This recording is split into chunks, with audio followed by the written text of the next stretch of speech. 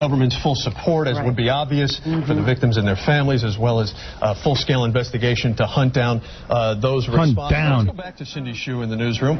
Wait a minute. What's the matter?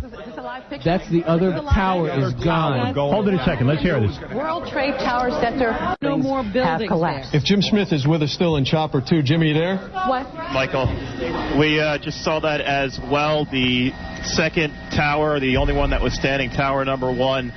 Just we saw some kind of explosion, a lot of smoke come out at the top of the tower, and then it collapsed down onto the streets below, much like we saw the first tower just about a half hour ago. Gosh, this is an unbelievable, it's incredible, incredulous.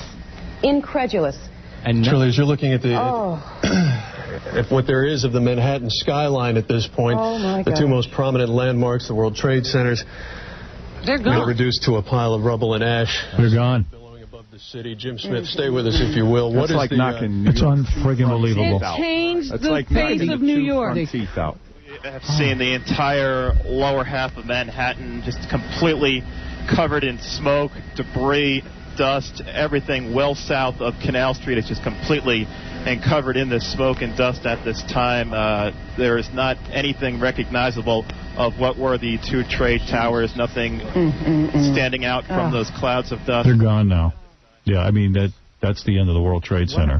What have we done so bad to deserve this? Well, nothing. Now we're going to go to the only thing we've done is... Look at that. Look at how the debris has rained down on the street. Isaac, you're on the air. Hey, Howard. Listen, I was in Israel for a year. This stuff happens every single day. I know. Well, now it's been brought home, and this is what the Israelis have been saying, and really the world has not allowed them to wipe out these terrorists. But to be completely honest with you, it's like it's almost like to say that all Arabs are bad, that's wrong. But to say that we should stop ourselves from, retaliating against Hamas and the PLO and organizations like that, that's only purpose is to destroy. I mean, in other words, talk about human rights, fine. But this is not about human rights. This is about terrorism. And you have to fight an army with weapons. There's no way. Yeah, no, you got to take out countries. Frank, you're on the air. Frank? No, Frank, he's gone. I don't even know. So a lot of the phone lines are giving us trouble. I can't make calls going out. I've made a couple. If you keep doing it, it comes and it goes. But within the city, this is unbelievable. Kathy, you're on the air. Yeah, Howard, I'm calling from Phoenix. I just wanted to give you guys a kid's perspective. I got a 9-year-old sister that just called me and asked me, why do people hate the Americans? Well, because we have everything, and we have a way of life that's organized and free, and they're jealous. I mean, it's an easy question to answer. Yeah. We have it all. I said, honey, I'm sorry you have to witness stuff like this. Because these other countries live in fear of their leaders. It's unbelievable. They're raised to hate, and we have to now recognize. And they make us responsible for all of their misery. It's no different than when you were a kid growing up and you were beaten. I mean, it's you either take out those that beat you or you accept it and the behavior continues. Right. And to see a broadcast, live over TV while she's getting ready for school just... Yeah. It hit me hard. As Robin pointed out, for a year now, they've all been saying, well, bin Laden's is preparing a big attack on the United States. I don't know if it's bin Laden on this particular thing, but once I hear he's preparing an attack, level the country he lives in. Yeah. They're protecting him. Exactly. Why do we care? We're a country that has it all. Now's the time to level. There's too many people in the world anyway. Level them out.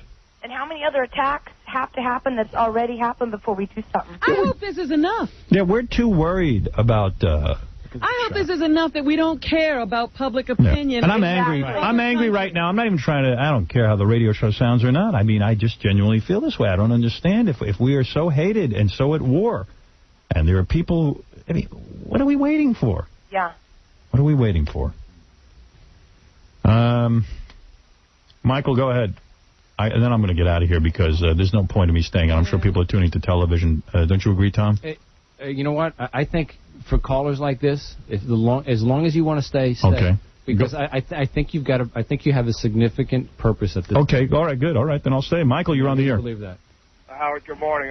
Actually, I had an appointment in Brooklyn this morning. Obviously, I didn't make it, but I've been stuck in my car and down by the courts here, and actually seeing our military is now flying over all of Manhattan. Yeah. I've noticed 3 or 4 planes already. Are you in a dust storm right now? Yeah, basically we were right by the courts over there, and the dust storm was unbelievable. I've gotten out of that area finally now. I'm on my way back out to the island. but you could